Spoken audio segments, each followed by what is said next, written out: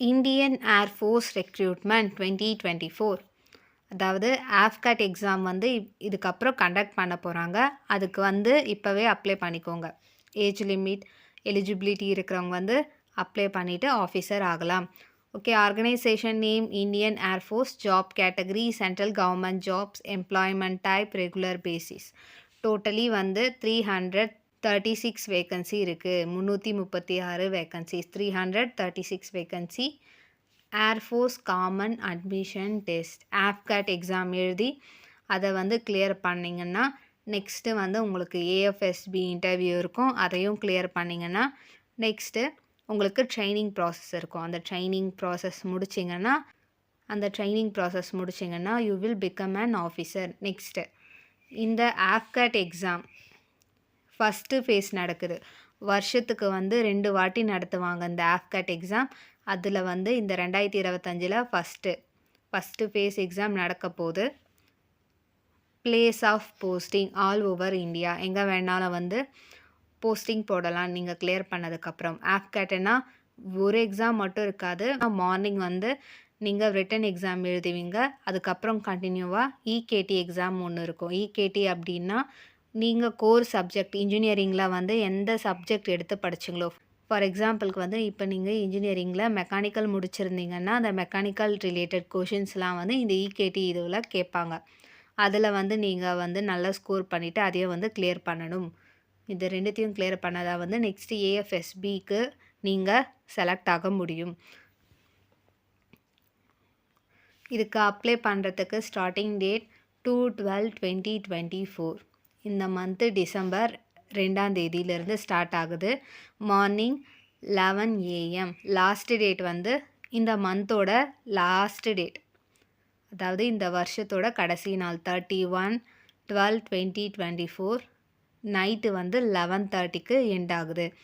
ஆன்லைனில் தான் வந்து அப்ளை பண்ண முடியும். இந்தியன் ஏர்ஃபோர்ஸ் அஃபிஷியல் வெப்சைட்டுன்னு நீங்கள் டைப் பண்ணிங்கன்னா அதில் போயிட்டு நீங்கள் இந்த எக்ஸாமுக்கு வந்து அப்ளை பண்ணிக்கலாம். ஆஃப்கேட் எக்ஸாமுக்கு ஏஜ் லிமிட், நெக்ஸ்ட்டு வந்து ஏஜ் லிமிட் இதை வந்து நீங்கள் செக் பண்ணிக்கோங்க. அப்ளை பண்ணுறதுக்கு முன்னாடி வந்து இதை செக் பண்ணிவிட்டு அப்ளை பண்ணுங்கள். Next salary details 56,100 to 1,77,500. இதை வந்து பேசிக் பேவே வந்து ஜாஸ்தியாக இருக்கும், பிகாஸ் இது வந்து ஆஃபீஸர் லெவல். நெக்ஸ்ட்டு வந்து செலெக்ஷன் ப்ராசஸ்.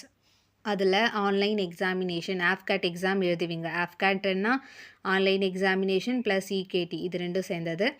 அதுக்கப்புறம் வந்து இந்த ஏஎஃப்எஸ்பி இன்டர்வியூ அட்டன் பண்ணுவீங்க. அதையும் வந்து கிளியர் பண்ணிவிட்டு மெரிட் லிஸ்ட் வரும். அந்த மெரிட் லிஸ்ட்டில் உங்களோட நேம் இருந்துச்சுன்னா நீங்கள் வந்து செலக்ட் ஆகிட்டு ட்ரைனிங் முடிச்சுட்டு ஆஃபீஸர் ஆகிக்கலாம். நெக்ஸ்ட்டு வந்து அப்ளிகேஷன் ஃபீஸ் வந்து 550 rupees ப்ளஸ் ஜிஎஸ்டி.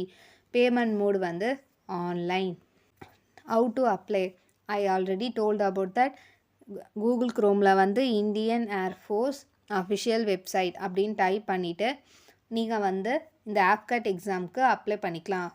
ஃபஸ்ட்டு வந்து ரிஜிஸ்ட்ரேஷன் பண்ணிக்கணும். நெக்ஸ்ட்டு வந்து உங்களோட டீட்டெயில்ஸ் அதெல்லாம் கொடுத்துட்டு ஆஃப்கேட் எக்ஸாமுக்கு அப்ளை பண்ணிக்கோங்க. டாக்குமெண்ட்ஸ்லாம் கொஞ்சம் அப்லோட் பண்ணுற மாதிரி இருக்கும்.